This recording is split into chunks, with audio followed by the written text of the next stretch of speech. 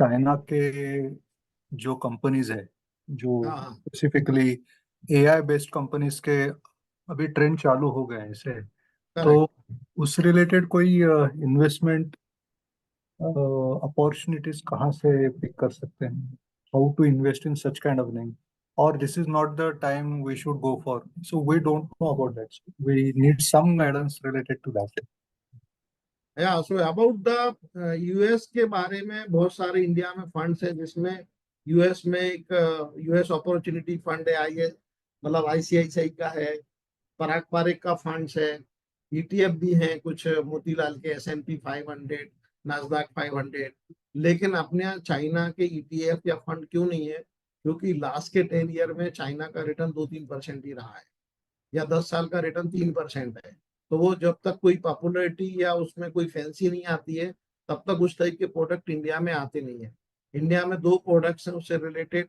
एक निप्पॉन का हैंगसेंग बीज है, जो आप ईटीएफ मतलब ट्रेडिंग के थ्रू आप खरीद सकते हो। दूसरा है एक मेराई का हैंगसेंग टेक इंडेक्स। अगर आप हैंगसेंग टेक इंडेक्स देखोगे तो करीब करीब अभी 14 रुपए का वो 24 रुपए ऑलरेडी हो चुका है लास्ट के 3-4 महीने में। लेकिन उसमें प्रॉब्लम मुझे क्या आ रही है, उसकी रियल एनएवी सपोज 21 रुपया है, उसका भाव चल रहा है 24 रुपया। मतलब वो पहले से ही करीब करीब 10-15% प्रीमियम में चल रहा है। To come out from this, there are two funds available in India which is called mutual funds. तो एक एडलवाइज का एक ग्रेटर चाइना फंड है, और एक एक्सिस का सरोडर का जेपी मॉर्गन का फंड ऑफ फंड है। उसके थ्रू हम अभी इंडिया में ले सकते हैं। आपको मालूम रहेगा कि लास्ट ईयर में $7.5 बिलियन का जो परचेज था, वो सभी फॉरेन फंड्स को इंडिया ने बंद किया था। लाइक आप नस्डा खरीद नहीं सकते हो, S&P खरीद नहीं सकते हो, क्योंकि हर एक का आरबीआई ने क्या किया है, पर्टिकुलर फंड और पर्टिकुलर कंट्री में आप इतना ही पैसा इन्वेस्ट कर सकते हो। तो वो सब दरवाजे बंद हो गए। लेकिन चाइना का अभी भी ओपन है। अब उस दोनों फंड्स में आपको टेंसेंट मिल जाएगा, अलीबाबा मिल जाएगा, ज्योमी मिल जाएगा। आप उस फंड को एसआईपी के थ्रू या वन टाइम खरीद सकते हो, जब तक वो फंड अवेलेबल है। वंस इट इज क्लोज, तो आपको उसमें चाइना में एक्सपोजर लेने का है कारण ईटीएफ। लेकिन वो ईटीएफ ऑलरेडी 15% डिस्काउंट पे चल रहा है। तीसरा ऑप्शन है, you should open some international accounts, जो मैं जहां से करता हूँ, स्टॉकल वगैरह है, वहां से फॉरेन के जो डीमेट अकाउंट खोलते हैं वहां से आप कर सकते हो। बट उसके अंदर में वो अलग प्रोसेस रहेगा। हाल फिलहाल इंडिया में दो ही म्यूचुअल फंड्स हैं। अब जैसे जैसे चाइना का मार्केट बढ़ रहा है, शायद चाइना रिलेटेड एनएफओ इंडिया में चालू हो जाएंगे।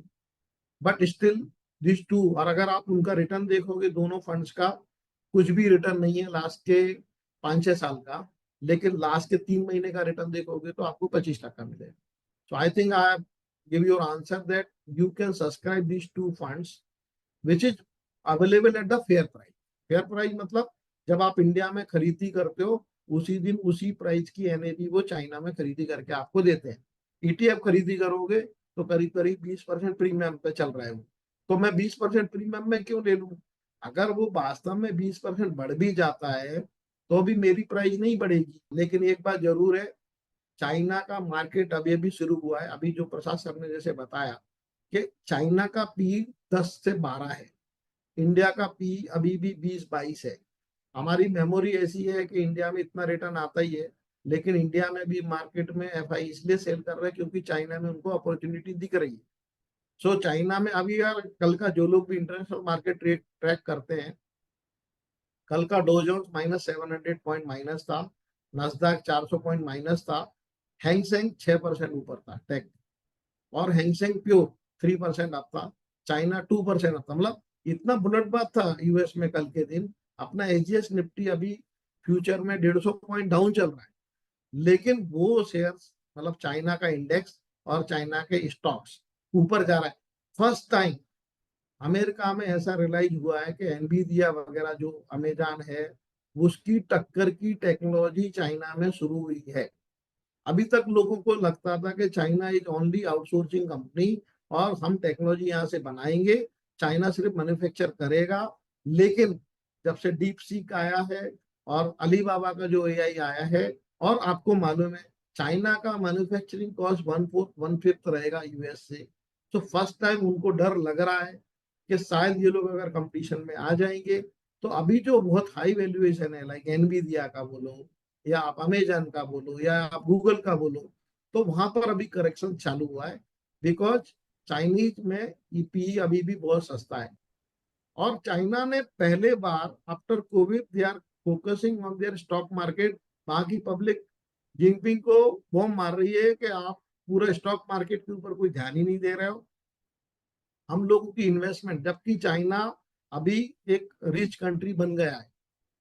अभी वहां का जो पर कैपिटा इनकम भी कुछ कल आया है, so they are in the equal to the developed country। तो अगर वो वहां पर उनकी लोकल पॉपुलेशन भी अच्छी है, टेक्नोलॉजी भी अच्छी है, खुद की खपत भी अच्छी है।